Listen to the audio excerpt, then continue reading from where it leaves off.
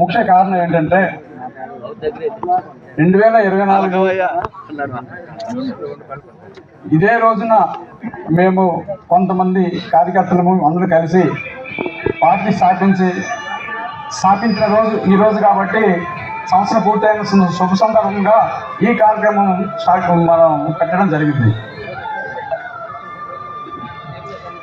నేను మంగళవారం వెంకటప్పనాయుడు దగ్గర, కామనేటి చిన్నాన్ దగ్గర, తర్వాత మేషాల దగ్గర, మీసలప్పటి దగ్గర రాజకీయ సర్వీస్ చేశాను. వాళ్ళ దగ్గర రాజకీయం ఏంటంటే నేర్చుకున్నాను. కానీ ఏ రోజు కూడా నేను ఓ పదవి కావాలని, ఓ పని కావాలని ఏ రోజు కూడా నేను ఆశపడలేదు. పదవి కావాలనుకుంటే నాకు ఎప్పుడో ఎంపీటీసీ పదవి వచ్చి ఉండేది. నీట్ సంఘం అయితే నా పేరు కూడా రాశారు ఒకనొక సందర్భంలో ఉండాలని. కానీ ఆ పదవి కూడా నేను వద్దని వేరే వాళ్ళకి ఇవ్వడం జరిగింది.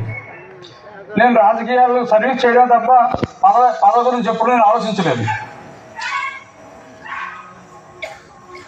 కానీ కొన్ని అనివార్య కారణాల వల్ల నేను రాజకీయ రంగ ప్రవేశం చేయడం జరిగింది. దానికి కూడా మీ ముందు నేను ఉంచాలనుకుంటున్నాను. ఎందుకు చేయవలసి వచ్చిందో. నేను ఒక వ్యక్తిని గెలిపించడానికి నా సాయశక్తుల చాలా కష్టపడ్డాను.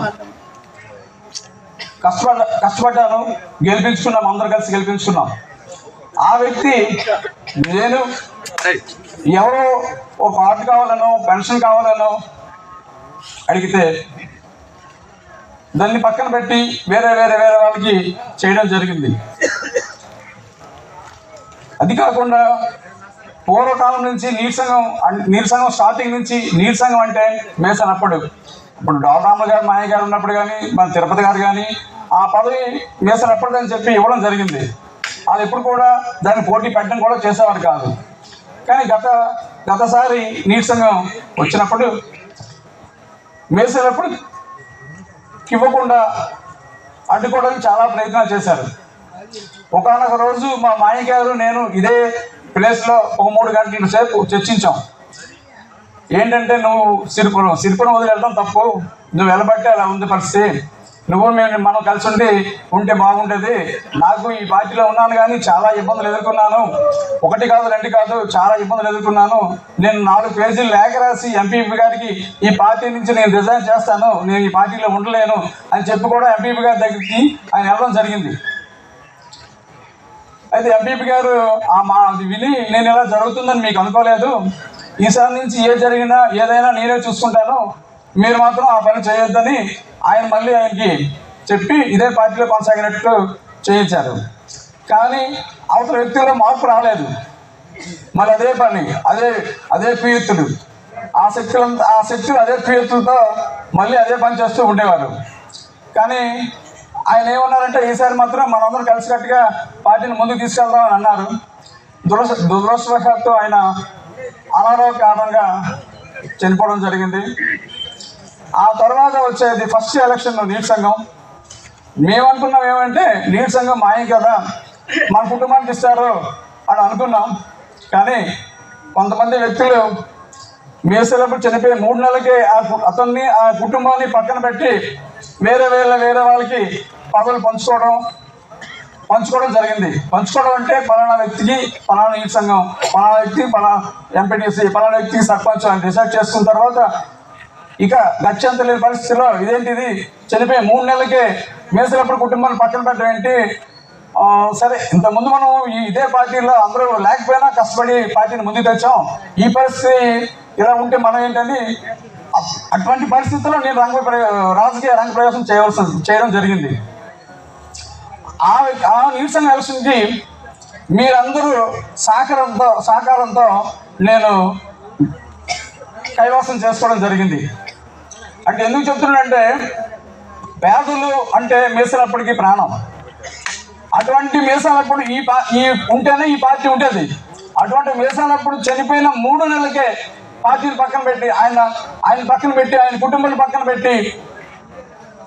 పెట్టారు. అది నాకైతే నచ్చలేదు. నచ్చకే నేను రాజకీయంలో రావాలని నిర్ణయించుకున్నాను.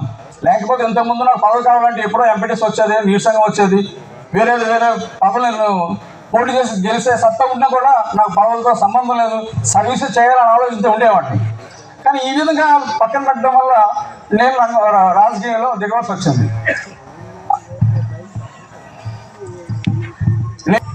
ఎంత కుయ్యెత్తులేసి నన్ను అడుగడుగున ఎన్ని ఇబ్బందులు పెట్టాలో, ఒక ఆఫీస్కి వెళ్తే అతను పని చేయొద్దని చెప్పడం, ఆయనకి ఏదైనా ఏ ఒక్కటి సచివాలయానికి వెళ్ళి ఆయన పని చేయదని చెప్పడం, చాలా విధాలుగా నన్ను ఇబ్బంది పెడుతున్నారు, ఇబ్బంది పెడుతూనే ఉన్నారు. కానీ అన్నిటికీ ఎదుర్కొంటూ నా పని నేను ముందుకు చేసుకుంటూ వెళ్తున్నాను. ఇంకో విషయం ఏంటంటే, నేను ఏదో పదవి గురించో నేను ఈ రాజకీయంలో దిగలేదు. నేను సేవ చేయాలని ఆలోచనతో దిగాను. నా ముందు చాలా చాలా లక్ష్యాలు ఉన్నాయి. ఆ లక్ష్యాలన్నీ చేయాలి, వాటిని నేను లక్ష్యాలు ఒకటి సాధించాలని ఆలోచనతో దిగాను తప్ప నాకు ఈ పదవి నాకు ఇదేదో సింహాసనం అని ఆలోచనతో నేను దిగలేదు. నేను సేవ చేయాలి అనే ఆలోచనతో నేను దిగాను. అందులో భాగంగా నేను మన గోకనపల్లి సిరిసిల్పురం గోకనపల్లి రోడ్డు కూడా 15 రోజులు కష్టపడి కోన రఘుమార్ దగ్గరికి తిరిగి 1.5 లక్షలు జాయిన్ చేసి ఆ గోకనపల్లి సర్పంచ్ గారు శ్రీరంగ నాయకులతో సహకారంతో ఆ రోడ్డు చేయగలిగినాం. అలాగనే చెరువు చూసాం. చెరువు చాలా చందానంగా ఉండేది. స్నానం చేయడానికి కూడా ఏం కాదు. ఎలా చేయాలి ప్రభుత్వాన్ని అడిగితే గ్రాంట్ లేదన్నారు. మా కామరాజు గారిని మేమందరం కలిసి దీన్ని ఏం చేద్దామని ఆలోచించి 2 నెలలు కష్టపడ్డాం. మా సొంత నిధులతో చెరువు బాగు చేసాం. అలా 8 పనులు చేసాం మా సొంత నిధులతో. మరి మాకు అధికారం ఉంటే ఇంకెన్ని పనులు చేస్తామో మీరు ఆలోచించండి. మేమైతే డబ్బు గురించి ఎలా మిగిల్చుకోవాలి అనే ఆలోచన మాకు లేదు. సర్వీస్ చేయాలని ఆలోచనతో ఉన్నాం. తర్వాత నేను నాయకులు విమర్శించట్లేదు, కానీ నాయకులు అయితే నాకు ఎంత ఇబ్బంది పెట్టారనేది మీకు తెలియాలి కాబట్టి చెప్తున్నా. ఇదే సిరిపురంలో పశువుల గోశాలలు శాంక్షన్ అయ్యాయి. దాని సర్పంచ్ గారు సంతకం కూడా పెట్టారు. పెట్టిన కొంతమంది వ్యక్తులు అవి రాకుండా అడ్డుకున్నారు. చాలా ఊర్లో మీరు చూసుంటారు, పశువుల సాగులు వచ్చున్నాయి, గోశాలలు. కానీ మన ఊరికి ఒక్కరు కూడా రాలేదు. అంటే నేనేమంటున్నానంటే, ఎవరు చేసినా ఈ ఊరు డెవలప్మెంట్కి చూడాలి తప్ప మనలో మనం గుద్దులాడుకొని మనలో మనం రాజకీయంగా కక్ష పెంచుకొని ఊరు అభివృద్ధిని అడ్డుకోకూడదని నా ఆశ. తర్వాత స్కూల్కి కాంపౌండ్ వాల్ వచ్చింది. 8 నెలలు అయింది. అది శాంక్షన్ అయిన తర్వాత నేను ఎంపీపీ గారిని అడిగాను, సార్ ఆ పని ఇవ్వండి మేము చేస్తామని.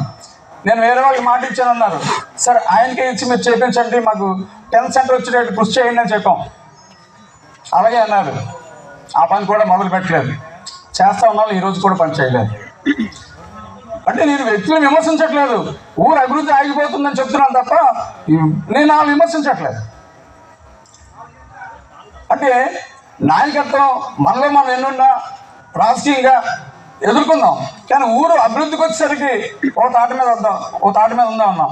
అదే సెంచరీ బాగు చేద్దాం అనే విషయంలో మన డాల్ తిరుపతి గారిని బాగా అడిగితే, నా సాయశక్తిలా నీకేం కావాలో చెప్పు, నేను అన్ని విషయాల్లో నేను కోఆపరేట్ చేస్తాను అని చెప్పి ఆయన ముందుండి సూచనలు సలహాలు ఇచ్చి ఆ చెరువు బాగోగులో ఆయన పాత్ర చాలా ఎక్కువ ఉంది అందులో. అంటే నేనేమంటున్నానంటే, రాజకీయంగా విలేజ్ని మనం ముందుండి నడిపించాలన్న ఆలోచన ఉండాలి నాయకులు తప్ప మళ్ళీ మనం ఘర్షణ పడి మళ్ళీ మనం ఇదిపడి ఊరు అభివృద్ధిని అడ్డుకోకూడదని నేను అంటున్నాను. తర్వాత నేను మన ఊరికి చాలా చాలా విషయాలు ఉన్నాయి. ఆ విషయాలు అంటే ఆ పనులన్నీ చేసి పెడతాం. మాకు మీరు అధికారం అంటే మాకేది మేము ఏదో సింహాసనం భావించట్లేదు. చిన్న పవర్ ఇస్తే మేము ఎన్ని పనులు చేస్తామో ఆ పవర్ మీరు అందరూ మాకు ఇవ్వాలని కోరుతున్నాం.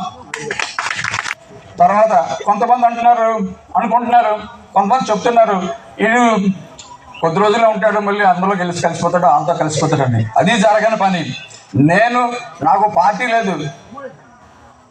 ప్రజలే నా పార్టీ, ప్రజలే నా బలం. ప్రజలు నమ్ముకునే నేను దిగాను. నేను అందులో కలిసిపోతాను, ఇందులో కలిసిపోయిన అవసరం నాకు లేదు. మీరందరూ ఉన్నప్పుడు నేను ఎందుకు ఎవరితో కలిసిపోయిన అవసరం నాకే ఉంది. మీరు నాకు ఒక అవకాశం ఇవ్వండి, నేను ఎవరితో కలవాల్సిన అవసరం నాకు లేదు.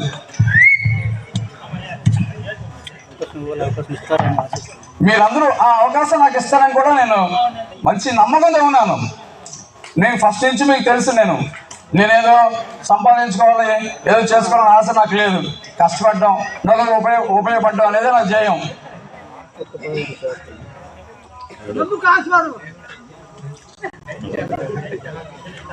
నేను నాయకులు విమర్శించట్లేదు. టీడీపీ సభ్యత్వం కూడా డబ్బులు కలెక్షన్ చేసి 100 రూపాయలు కలెక్షన్ చేసి ఆ సభ్యత్వం తనకు కార్డులు వచ్చిన కొంతమంది వ్యక్తులు దగ్గర ఉంచుకున్నారు. కొంతమంది ఈ చంద్రన్న బీమా కూడా ఎలిజిబిలిటీ ఉన్నా చేసుకునే పరిస్థితి వచ్చాం.